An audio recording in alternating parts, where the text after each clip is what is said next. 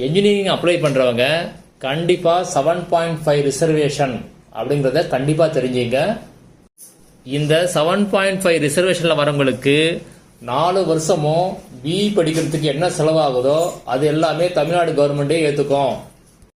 Tuition fees, hostel fees இது எல்லாமே தமிழ்நாடு கவர்மெண்ட்டே ஏற்றுப்பாங்க. இந்த 7.5 ரிசர்வேஷனுக்கு யாரெல்லாம் எலிஜிபிள் அப்படின்னா 6th to 12th நீங்கள் கவர்மெண்ட் ஸ்கூலில் படிச்சிருந்தீங்கன்னா நீங்கள் எல்லாம் எலிஜிபிள். இந்த கவர்மெண்ட் ஸ்கூலை எப்படி பிரிக்கிறாங்க அப்படின்னா government school, corporation school, municipal school, Adi Dravida and tribal welfare school, Kallar reclamation school அதாவது கல்லர் சீரமைப்பு ஸ்கூல், ஃபாரஸ்ட் டிபார்ட்மெண்ட் ஸ்கூல், அடுத்தது school managed by government departments.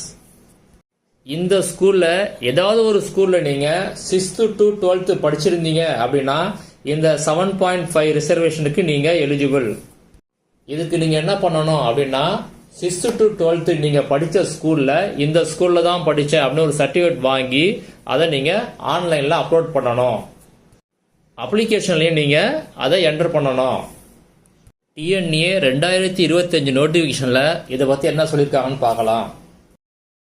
As per the GO 221 Higher Education dated 15/11/2021 அதில் தான் சொல்லியிருக்காங்க. இதை the fees for counseling, tuition and hostel would be paid by the government itself. அதாவது என்ன சொல்லியிருக்காங்க அப்படின்னா கவுன்சிலிங்க்கும் டியூஷனுக்கும் அண்டு ஹாஸ்டல் இதுக்கு உள்ள எல்லா ஃபீஸையும் வந்து கவர்மெண்டே பே பண்ணிடும் அப்படின்னு சொல்லியிருக்காங்க.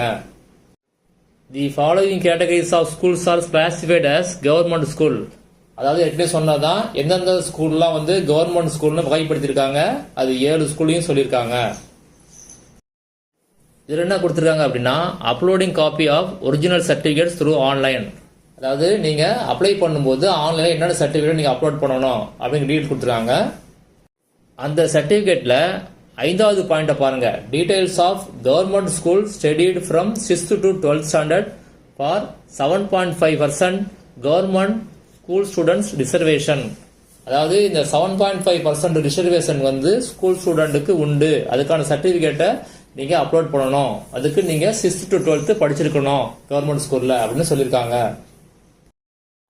இதுல என்ன சொல்றாங்க அப்படின்னா ஸ்கூல் ஆஃப் ஸ்டடி இன்ஃபர்மேஷன் அதாவது பயின்ற பள்ளி பற்றிய தகவல். எந்த ஸ்கூல்ல படிச்சீங்களோ அதோட டீட்டெயில் கொடுக்குறீங்க பார்த்தீங்களா, அதுதான் இது.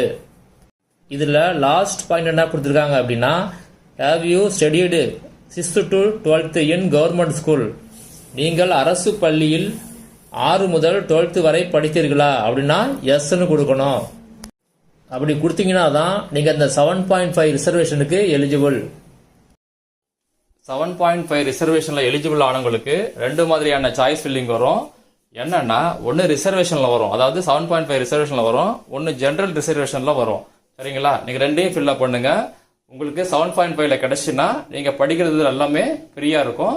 இல்லைன்னா எப்போதும் போல ஜெனரல்ல போனீங்கன்னா உங்களுக்கு எப்போதும் போல தான் அந்த ஃபீஸ் கட்டுறதெல்லாம் இருக்கும்.